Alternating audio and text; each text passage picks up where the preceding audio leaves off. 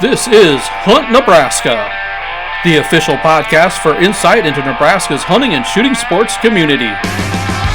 Be sure to give us a follow on Facebook, our space for sharing stories, information, tips, and techniques. Now, Hunt Nebraska.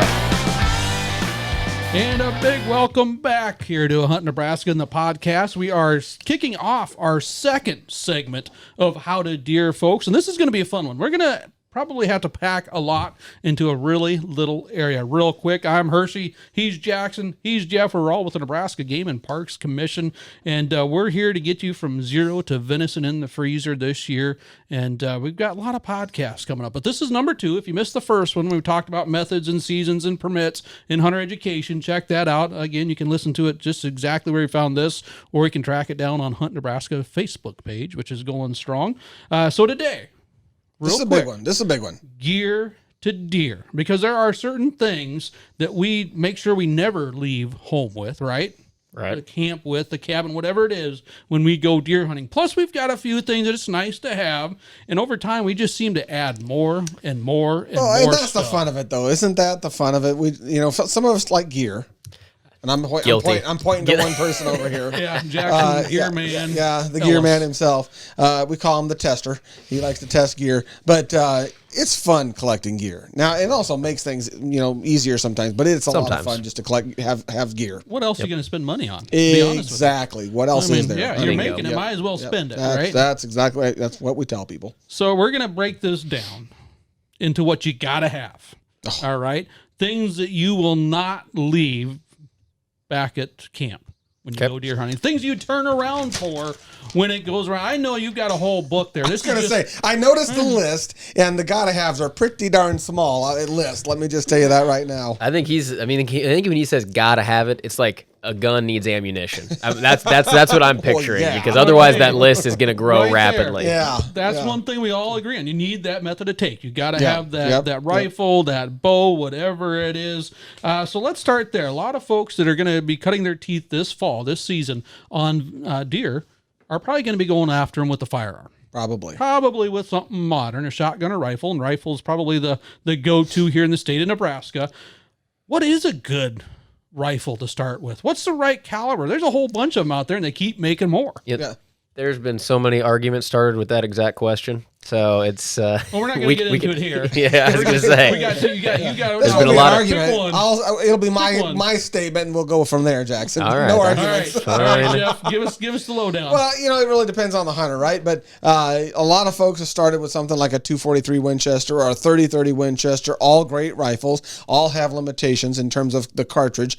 30-30 Winchester is a great rifle. It's one people start with and then either stay with or come back to. That just has been dynamite on deer-sized game throughout the United States. 243 Winchester is probably my minimum, and then go up from there. If I was going to say there was one cartridge that could just about do it all for big game here in the great state of Nebraska, I'd probably search long and hard to find something better than the 308 Winchester. Oh, wow. Okay. All right, 308. I didn't think he was going to say that. Yep. I had 3 in my mind. It's been said. Okay. What did you have in your mind? I'm a 270 guy. See, that's what I thought he was going to toss out there. The Beanfield hunter. Yep. The old Beanfield hunter. Okay, that's fine. And the neat thing is, we grow whitetails and mule deer pretty darn big here in the state of Nebraska, but they're not that thick skin. That not a lot of fat and skin between what you're trying to hit and you. And so there's a lot of good things out there that can make that happen. Now, as far as the ammunition, I know we often joke about, just look for a deer on the box. Yep. Just pretty look simple. for that. Yep. Pretty simple nowadays. Match what you're hunting with the picture on the ammunition, and you're good to go. But I like something you said, Jeff, and try to find that middle ground. Yep. 30-06. I mean, they load that all the way, 220 grain all the way down to go moderate. 50 or 60 or whatever it is. Stay right in the middle. Yep. Moderate for cartridge. Bullet weight is always going to be best for a mid-sized game like deer here in the great state. Mule deer or whitetail, doesn't matter. And soft points. There's a lot of different types of bullets out there, and that's why I jokingly say if there's a deer on the box, it's a soft point bullet, so you know that you're going to be fine. But anything you're looking for, it's going to be a soft point bullet for deer. And in any of our legal big game calibers, soft point's going to do pretty well for you. There you go, which is pretty straightforward. So lots of opportunities out there, a lot of options. Just make sure it meets the minimum, and most of them do. Yep, 900 foot-pounds at 100 yards, and that's kind of the key. And like I said, most of them do, but you can probably do better than that even if you look for that 243 Winchester on up. That's probably a good standard as a minimum for most hunting in Nebraska. Can you get too big, Jackson? Can you get too big? For me, yes. I mean, you don't want to take your shoulder off for a whitetail, but see, and I see that. I see some folks that kind of overgun at times. Not that it won't do the job, right, as long as you got the right ammunition. But why mess around with that recoil? Yep. I think sometimes that is our own self problem in deer hunting woods, is that we try to go with those magnums because they sound really good and they can reach out across the bean field and they can do all kinds of things. Just because the cartridge and rifle can do it doesn't mean you can do it. And so magnums are great if you have a purpose for them, but if you don't have a purpose for them, those 308 Winchesters, 30-06, 270, those are great time-honored cartridges. And that makes a good point. Bigger rifle caliber or bigger shotgun gauge doesn't make up for a poor shot. Yep. Very true. Exactly. And talking about a spot where pinpoint accuracy is great, crossbow hunting. Yep. Compound hunting archery season. And Jackson, I know you've already been out in the tree just a little bit. I mean, you smell of doe urine already. I mean, no, I'm just kidding. It's a little early for that, but we're getting there. If someone says, I want to get into bow hunting for deer, where are you going to point them? Are you going to go for a certain type of bow? What's the draw weight, all that good stuff? As far as manufacturers go, there's a ton of great manufacturers out. So it's the kind of I recommend people go to a bow shop, shoot a couple, see what you like. See what fits for you with the draw cycle and the weight and how it's balanced and everything. But from that, yeah, compound bow, good cut on contact broadhead. Shoot your broadheads, practice with them. There you go. And just be confident with that exact setup that you're taking to the field. Got to have there's a lot that goes into that, and I don't know if we want to get into all of it, but that'd be a whole podcast. That could be an entire podcast. The one thing I say, whether it's a bow, a firearm, get the one that fits you. There you go. I think a lot of us probably grew up around the idea of, all right, I got to fit the equipment I'm going to use, and then it might be uncomfortable. You might not shoot it as well, regardless of whether it's a firearm or archery. But if you get something that fits you, it's just so much more fun to shoot. Yep. And with archery, you've got to do repetition, practice to get up there and go. Now, here in the state of Nebraska, we have no minimum draw weight. Nope. As far as archery hunting for whitetails is concerned, but obviously you're going to want a certain poundage. I know I hear kicked around anywhere from 40 to 50, but I think it really comes down to that broadhead. Yeah, it really does. 40 is a good minimum. It used to be our minimum here in Nebraska, but 40 is still a decent minimum for most people, but it depends on your bow, depends on the broadhead. A modern compound bow, we did these tests years ago, a modern compound bow at 30 pounds seems to be shooting just as, having an arrow penetrate just as heavy as a recurve at 40 pounds. And so that's one test. That doesn't mean that works like that, but modern bows maybe give you a little more of an edge. When it comes to that weight. Pun intended, right there. I think so. I mean, and those razor sharp broadheads make a whole bunch of difference. You can't shoot them a couple times and put them back in the quiver and expect them to do the same thing as they did when they were first sharpened or right out of the box in those replaceables. Because I've seen it 30-pound bow zipping right through a target.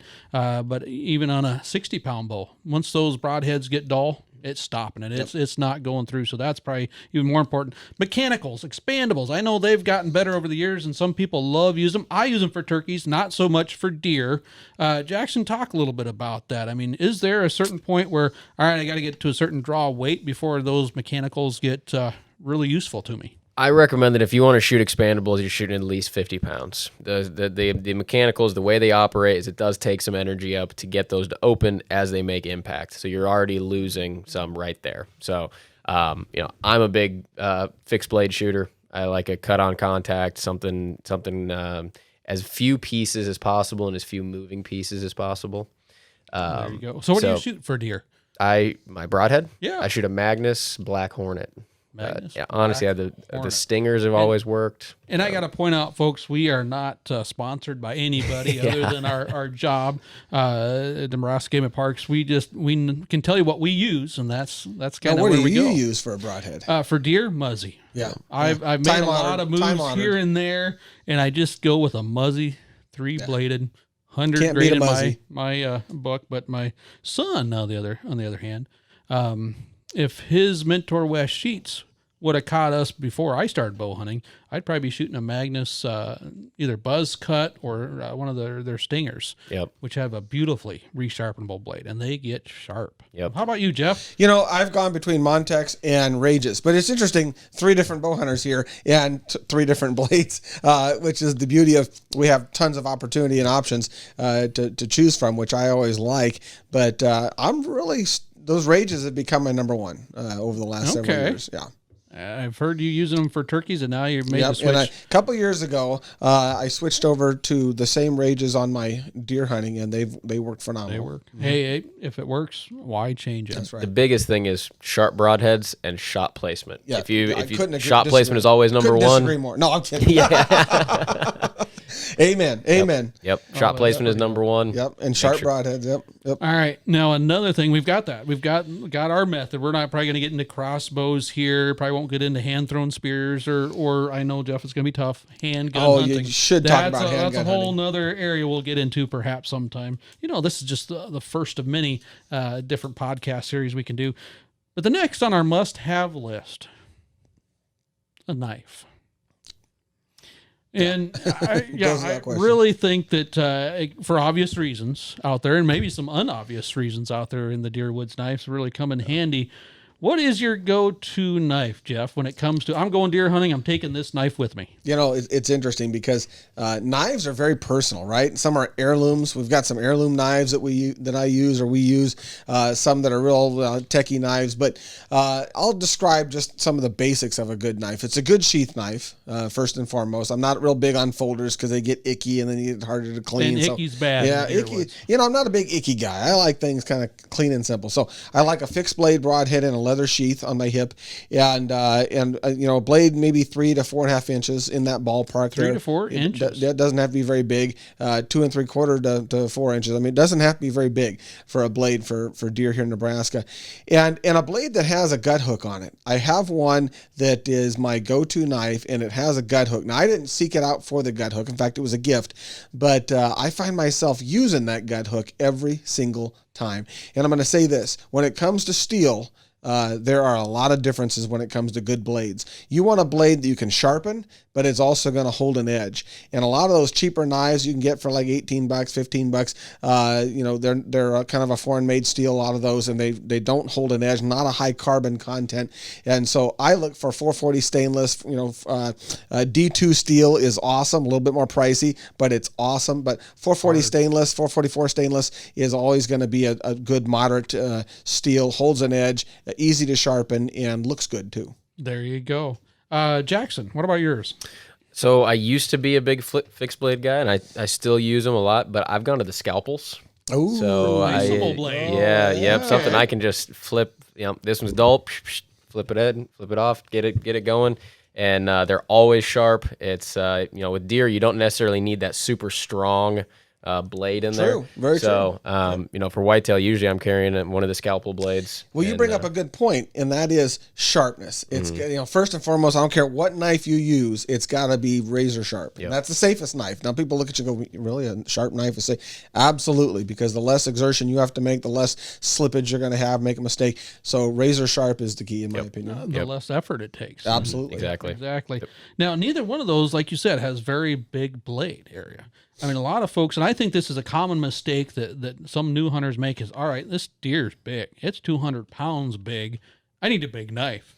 I need something just short of a Bowie knife or a machete or something along those lines. It really doesn't take that long because you're not going in, but a few inches under that skin, getting underneath to open things up and go from there. Yeah. Now, do you guys carry any blade to help open the rib cage or open up the pelvic bone at times? Yeah, I take a bone saw. I've got I think it's a 4-inch bone saw with a little T handle, and it works perfect for getting up through the rib cage and the pelvis if that's the route you go. There you go. I have the same one, that little orange T-handle or yellow T-handle, and it's just got about a 4 inches of serrated blade. I've also got knives that have serrated blades on them that also work for that purpose, but that's handy. And I can tell you, cutting up through the sternum on a buck is not easy if you go that route. And if you use something serrated, man, and the pelvis, obviously, what a difference. And it saves your knife. It saves the edge on your really good knife, so you don't mess it up. Because those older deer, that just...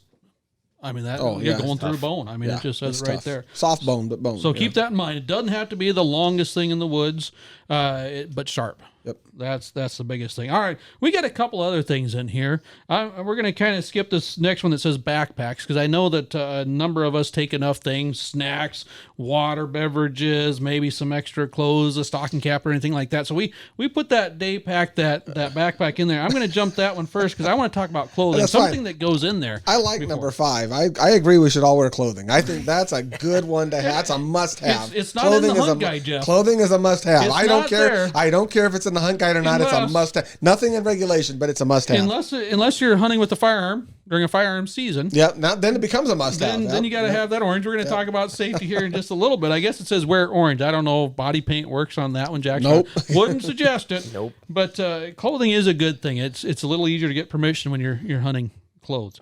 So what kind of clothing though? I mean, this is something, there's all sorts of camouflage patterns. Yeah, we've got different weather. It starts out hot September 1st for archery season. By the time late antlers rolls around, you're going to be in a parka, that type of stuff. But just general ideas, Jackson. What kind of clothes do you wear deer hunting? I want to pitch this to Jackson. I easily have too much hunting clothing, but when you hunt from September through January, you kind of need a bunch of it, because I'm not wearing the same thing throughout the year, and it changes drastically. So the basics of the system are, there's 3 main categories of pieces. You got your base layers, so something skin tight, moisture wicking. Insulation, something, your next level is insulation, something that's gonna, maybe a down, or it's got some sort of thin slate, or it's got something that's gonna hold and trap that heat from your body. And then your outer layer, your shell, is waterproof, windproof, something that's gonna really break down those weather conditions and allow you to hold that heat, keep water off your body, and then from there. It wasn't until I met Jackson that I realized that clothing belonged in the gear category. Before that, I didn't even think of it as gear. Now I've been educated. I've been glad changed. You didn't think of it as optional at the office. Well, now, aren't we all? I want to know though, Jackson, how does it differ then from what you'd wear waterfowl hunting, duck and goose hunting? Okay. I don't know what's the difference. It's noise.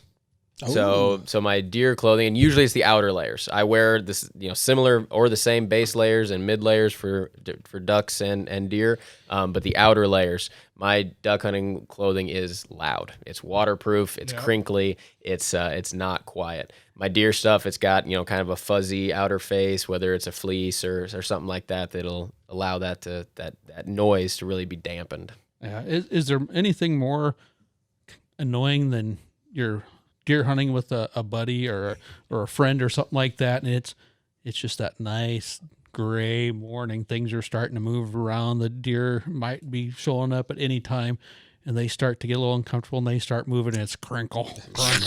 Yeah, I mean, it's just like, my goodness, we're even scaring the robins away today, folks. Yep. So soft, I like it. Quick story. One of the proudest moments I've had hunting with my wife was when we were using these new chairs on opening morning, and we sat down in them, and for about 3 minutes she was kind of squeaking around. Every time she moved, you could hear it.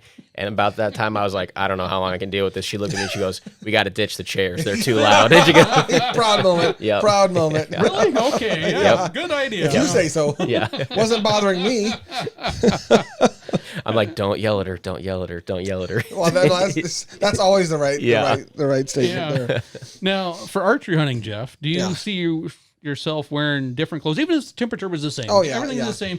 Archery hunting compared to firearm. Yeah, and it goes back to what Jackson said. Sound is key. You can't draw on a buck, if you're making you're making Gore-Tex sound noises when you're drawing. So anything I have, even if it's Gore-Tex lines, can have like a little bit of a fleece layer on the outside to it, so that when I move my arms and move around, it's ultra quiet. The other thing is simply when it comes to archery hunting, I don't want bulk in front of me. I have different jackets or vests that are tighter to my chest, so that when I draw back and release, that string isn't fighting a bunch of rolls in my parka or whatever. Now, when it comes to firearm or muzzleloader, I'm wearing a big heavy parka. It's got rolls, and the rolls are not from me; they're from the actual parka. Just to clarify, but they're thick rolls. I don't want to draw through that. Yeah, Now, I know where he's going. Do you guys believe in vests? I don't mind the idea of a vest, and then your arms feel like they're a little bit more limber and able to move a little bit. I wear a lot of vests. Well, you guys see me in the office. That's all I wear is vests, and a heavy shirt, and then a vest, and that gets you through a lot. I've got insulating vests, I've got shell vests, I'm Daytime big vest fan. Evening vest. Yeah, I know. He's a gear Dressing guy. casual. Yeah. And I've got to ask this because I know there's some folks listening right now that are wondering, do you have a go-to deer hunting hat? Yes.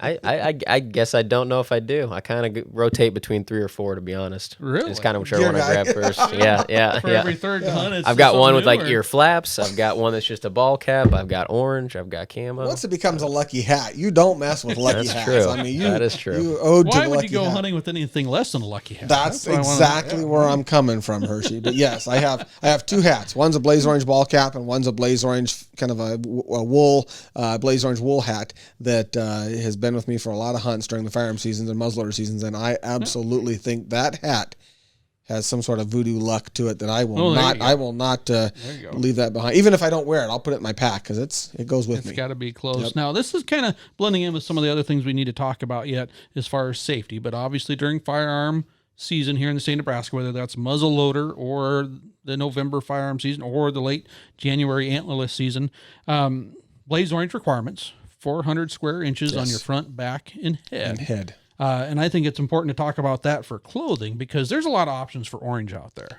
Yeah. And you've got to have, during those times, it's not only when I have the gun in my hand or only when I'm zeroing in the crosshairs on that doe that's walking by.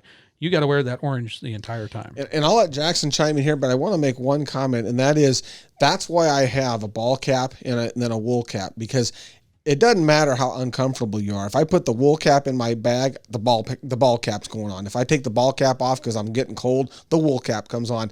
But the bottom line is, it doesn't matter how cold or hot you are. You need to have a blaze orange hat on your head. That's the law when hunting with firearm for big game here in Nebraska. And so have a couple different hats in that rotation. And be proud of that blaze orange. One thing I'll toss out there, I love it when people here in Nebraska are excited after their harvest. Keep that blaze orange on in those pictures. It just makes things pop a little bit better. You're not going to have some of those detractors out there saying, oh, see, they didn't wear what they need to, or anything like that. Wear that orange hat, wear that orange vest, coat, whatever it is, after you harvest that deer, because you're still out there in the woods. So anything else to add to that, Jackson? No, that's pretty spot on. I've always, like Jeff said, the hat's a big thing because people, you go through the temperature swing throughout the day. Yep. You got to have something to wear on your head. So that's the big one there. My dad has a whole, it's bibs, it's a coat, it's like orange camouflage, but man, he looks like a pumpkin out there. You can't miss him. The orange marshmallow man. Yeah, exactly. It works. That's the idea. And one of the things I think some new hunters kind of struggle with is, well, I can see that orange out there so well, I got to just stick out like a sore thumb to those deer. Yeah. And the beauty is, deer don't quite see that orange like we do. They see it as a little bit more of a natural color out there, almost a gray, since they're not colorblind by any means. They just don't see that into that spectrum well. And so that's why we can get away with it and keep everybody safe. And that's the main purpose. Now, circling back and around to a backpack or day pack, we kind of argued about this before we started the podcast, Jeff. You don't really believe in a backpack. I'm not a big backpack or a day pack kind of guy. I know you guys are, especially Mr. Techno over here. But and I see their value. Don't get me wrong. But usually I've got, like I said, I've got a vest or something on, so I just stuff that thing. And there's been times walking to the deer stand, I got a lot of stuff in that vest. Yeah. But I'm not a big backpack guy. Yeah.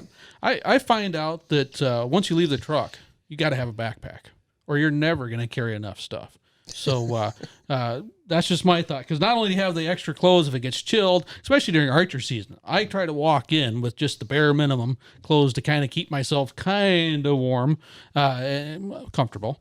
And then once I get to the stand, I will start putting other layers on to kind of, as I, if I've sweated a little bit and let it dry and put it on a little bit more, because you're going to cool down. And just before sunrise, that's the coldest time traditionally during the day. So I wear that stuff, but you got to have room for the hot chocolate. You got to have room for the Snickers bar and the Milky Ways that you get after the coffee after pot. Halloween. Don't forget, don't it. overlook the benefit of trick-or-treating, folks. That's a wonderful deer hunting tool.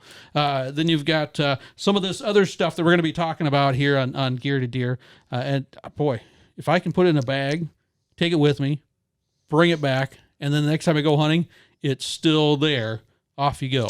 But he just brought back a lot of memories for me, because my snack time did go up immensely when my daughter was trick-or-treating. I can tell you that now. I mean, snack time had a whole new meaning after Halloween. No question about it. But the one thing I will toss out there is make sure you clean that backpack out.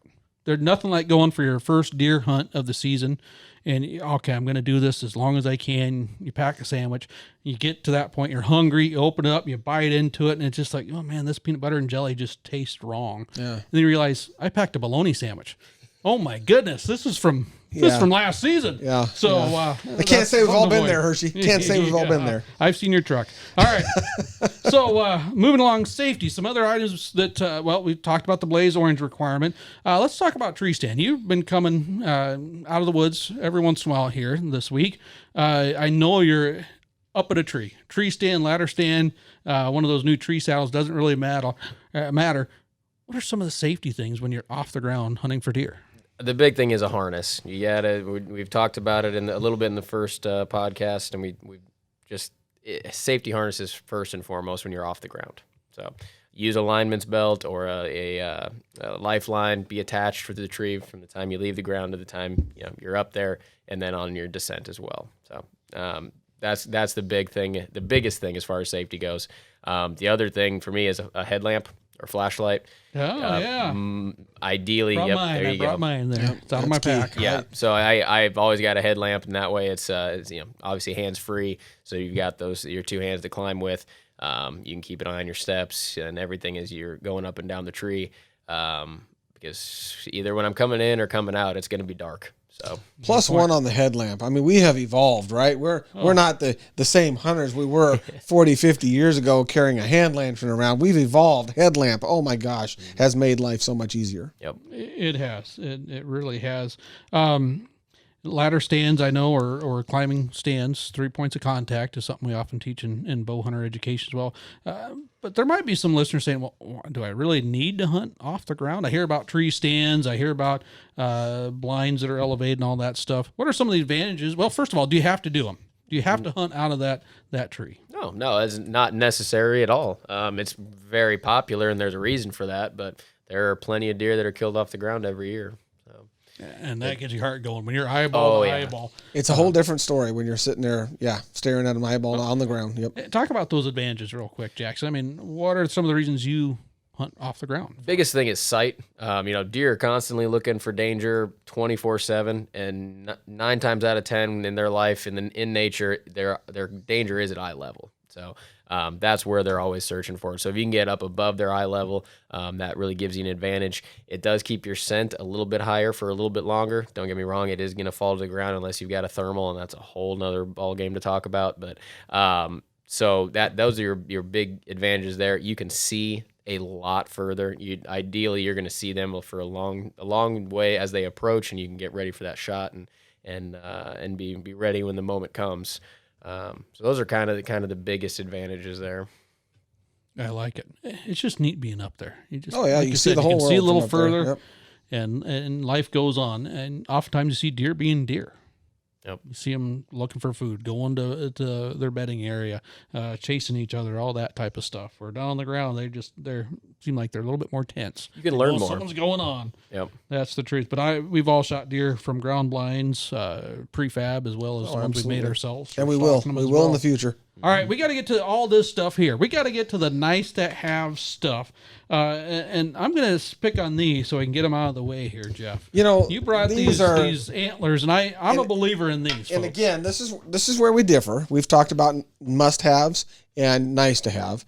These guys apparently think these are in the nice-to-have category. I would probably never leave home without these certainly in late October, early November. I would never leave home. They become a must-have real fast. Just reading off the list you gave me here, Jeff. Nice to have. Yeah, but they are nice to have because these things here can do a lot to bring deer in. And Rattling Antlers is a tried and true tradition here in the great state of Nebraska, and it works. It absolutely works. It's going to work best in the pre-rut phase than it will in October or September or even December. But these things work. And that might be why it didn't make our must-have list. Got to have your knife. Got to have your method, firearm or anything like this. There's a key time. There's about a month where I just make sure I don't leave home without it. But the other parts of the season, I don't. And if you don't have them, you can still hunt. You can just hunt just fine. So that's why they're a nice to have. Well, the one thing I do want you to demonstrate real quick, and we'll see how well this picks up on video and audio, is the rattling sequence, because I think there is a little bit of trick to that not everybody realizes, that you've got to make it sound like a deer. You got to make it sound like a deer, and we're talking 200 plus land mammals trying to really hurt each other. So you got to make it sound like a deer. At first and foremost, when I put them together, I'll just do some of this stuff, and I'll just kind of rake them across each other. And the reason I do that is because any deer nearby, I don't want to spook deer, right? So if they're nearby, a lot of times that's all I wait a couple minutes after I do that. And just try to get their attention. And then I'll go on to an all-out brawl, and I'll have some grunts and everything, and I'll crack them together real loud. And then it's not just rattling. It's kind of grinding those antlers together. You've got two different animals on either side of those antlers thinking and trying to get out with the other one. So they're really pushing each other around and trying, and one gets the upper hand, then the other one gets the upper hand, and they're locked a little bit because they're pushing into each other, so these antlers lock up. And I just try to lock them up and give them a sound.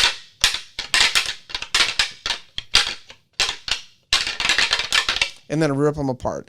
And when I take them apart, it's not like they agreed at this particular time they would part ways. It's a rip apart. Neither one of them wants to rip apart, but they rip apart. And then I might go back real quick, or I might just let it sit for a count of 30 or 40 seconds and then go right back into it again and do this for about a minute or so, and then rip them apart. And I'll do that for 4 or 5 sequences. And all the while you're looking around, because those deer, a lot of times, some will sneak in, others are going to come running in. And you always have to have a backup plan for when you're turning around and there's a deer standing there staring at you.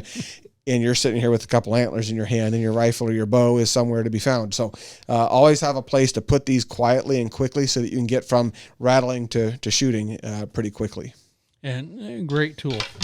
Now, right in front of you also is a grunt tube, and we see a lot of these being carried around the deer woods each fall. We see a lot of them being bought at the sporting goods stores and department stores and things like that.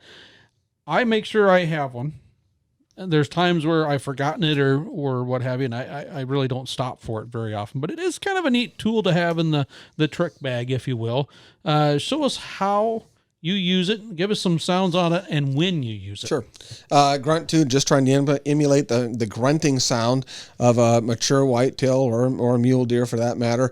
You're trying to make a sound that they don't make a lot of, but they certainly do when they're frustrated, when they're tracking does, when they're mad. And so it's just a sound that we can make that is pretty simple.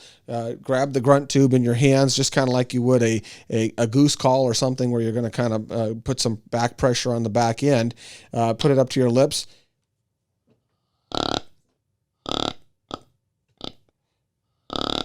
And it's a real simple guttural sound. It's coming from deep down and out this ribbed esophagus out their mouth, and it's just a. And I don't do a lot of it, but contact grunts, I see a buck and he's not looking at me or he's not coming my way. Because if he's coming your way, why grunt? I mean, just let him come. But if he's not coming my way,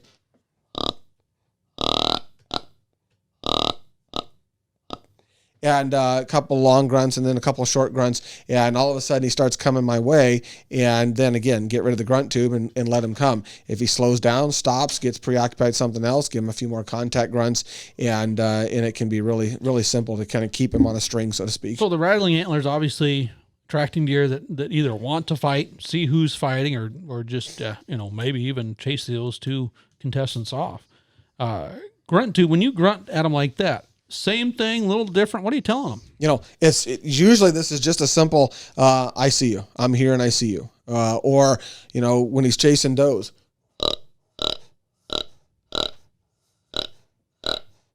He's just as he's walking and breathing and he's grunting. Contact grunts just like, and they're few and far in between. Longer grunts. A little more aggressive, just a little bit more aggression. A lot of times that is, I see you, you're going to see me. I see you. And it can be an aggressive contact type grunt, the longer the grunt. So just some different tones. Keep in mind, the more guttural and deep the grunt sounds, the bigger the deer usually. The higher pitched the grunt sound, the younger the deer. And so I think a lot of times deer are judging that. I've given out some big guttural grunts and had deer just take off and run. And I think I just sound just too big of a deer. Come back with a higher pitched grunt sound and bring that one maybe in next time. You never know what that deer just encountered or where they're coming from or headed to, and maybe they did just get their backside kicked by somebody in a fight recently, so they're going to avoid that. I agree whole part on the rattling antlers. I do that when I don't see deer. Never do it when I see deer. Yes. Because they zero in on that real fast. The grunt tube, if I see them flash by and they're not headed my way, I agree with that. I don't like to just grunt randomly because a lot of times they're going to come downwind to find out where that deer is making that sound. So I like to know where they're at so I know where they're going to come to if I'm going to use the grunt call. I just don't know how well it carries. I mean, that's one of those things. I know they've got tremendous hearing. Yeah, don't get me wrong. Good point. But it doesn't carry as well as those antlers do. And like you said, the deer they're going to hear it probably aren't that far away. No. So if I don't know that they're there and all of a sudden, like you said, they look up and see me, I'm not going to see them anyway. They're moving the other way. And like I said, with antlers, rattling blind usually. We're not usually seeing deer. We're just hoping to bring deer in with rattling. I have contacted deer that I could see way off in a pasture or a field and whack those antlers and ground them together a little bit. But that's not the norm for antlers. All right. We got a few more things on this list, but what else would you toss in there as nice to have? I mean, Jackson, you're coming out of the woods. It's still kind of warm out there right now. I know some archers saying, I'm going to wait till it cools down. Mosquitoes. You see a lot of mosquitoes out there right now?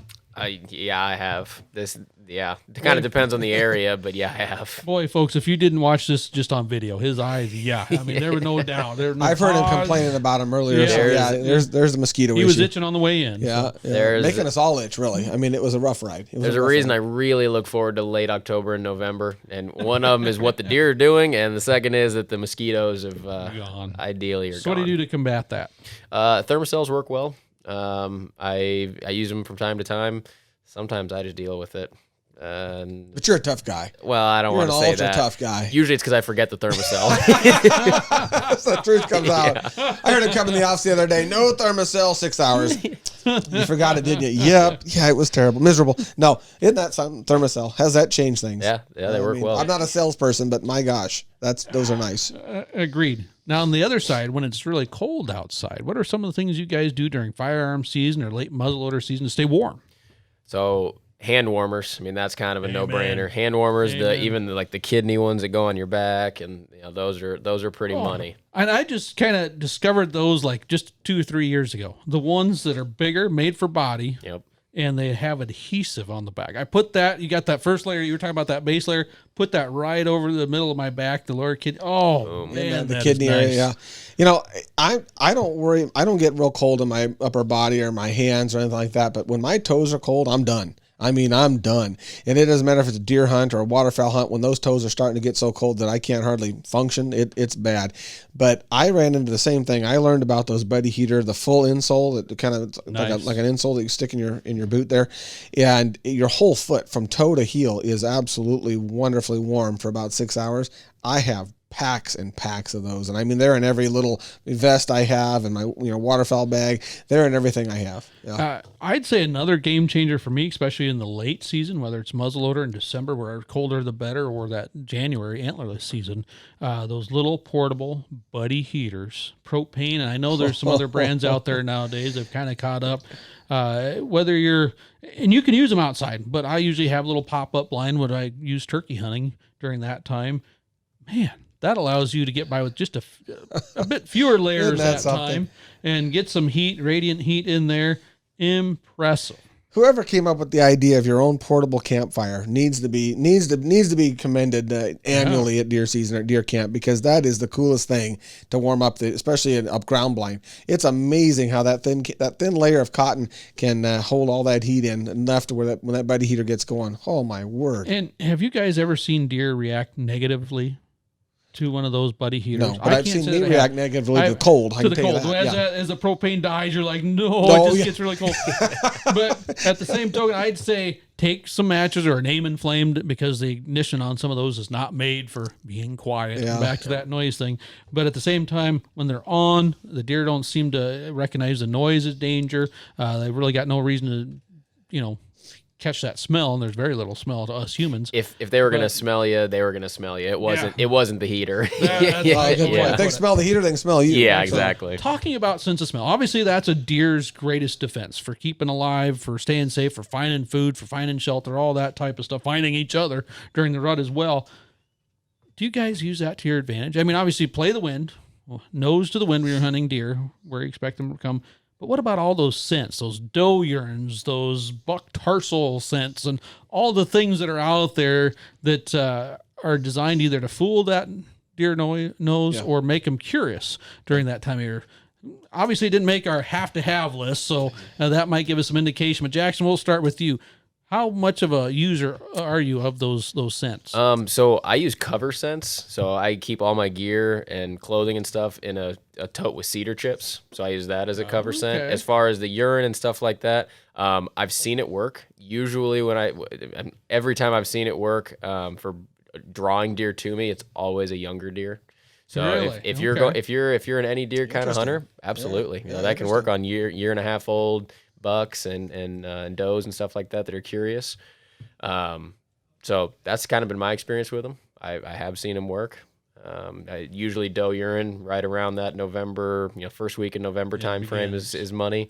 But it just depends on what you're after. I don't use them much anymore. Jeff? The same. I don't use a lot of scents anymore. I have over the years, and I probably would still if I remember to do it. But I keep those 35 millimeter film canisters, cotton balls inside there, and a little doe urine inside each one. I might have 4 or 5. And I guess my biggest advantage has been when I get to my stand, go out upwind and put them in different locations where I hope to stop deer. And literally, when a buck comes in, he gets past some of those scent canisters and just stops. And I mean, just stops and starts sniffing, and then all of a sudden he might go right to the canister, and but it stops him long enough to where if I'm going to get a shot, it's going to be at that point. So I've had it help stop deer, slow deer down immensely.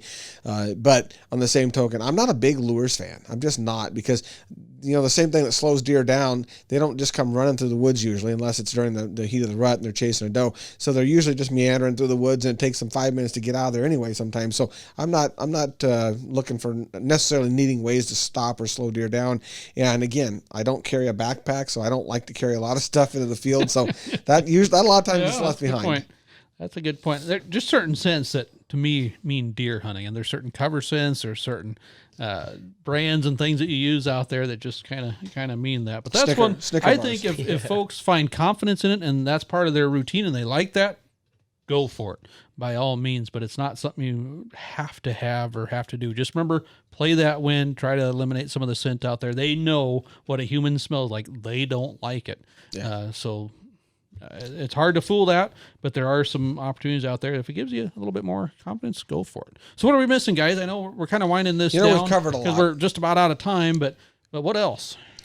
Nothing's going to replace, when it comes to gear, nothing's going to replace getting the minimal gear you need, that we've talked about, and knowing how to use it. I mean, that to me is going to be the most critical factor in terms of success. And of course, safety, we've covered that very well. Have the safety gear you need and use it, put it to use, but learn how to use your gear. And a hunter who knows how to use his or her gear, all the gadgets in the world won't replace that. Yep. And Jackson just pulled out the binoculars. Yeah, I'm they're in my truck. They're on my chest. I always have a pair of binoculars with me. So that can make you a better hunter at times, and that you're always looking just a little bit. You're checking out details, seeing things, what's going on. It's amazing what sneaks past us, and we don't even know it because it doesn't pick up at that close range. Yep. So. And when call. you're in the timber, you see a deer way off, you can kind of get a good idea of whether it might be a good idea to use your calls or not. You can kind of see what they're doing, and you can learn a lot from a distance. That's the truth. So, all right. And I'm going to re-emphasize snacks. Take more snacks. Just when you get the snacks that you must have and the snacks that it's nice to have, I was gonna say, make sure you don't forget.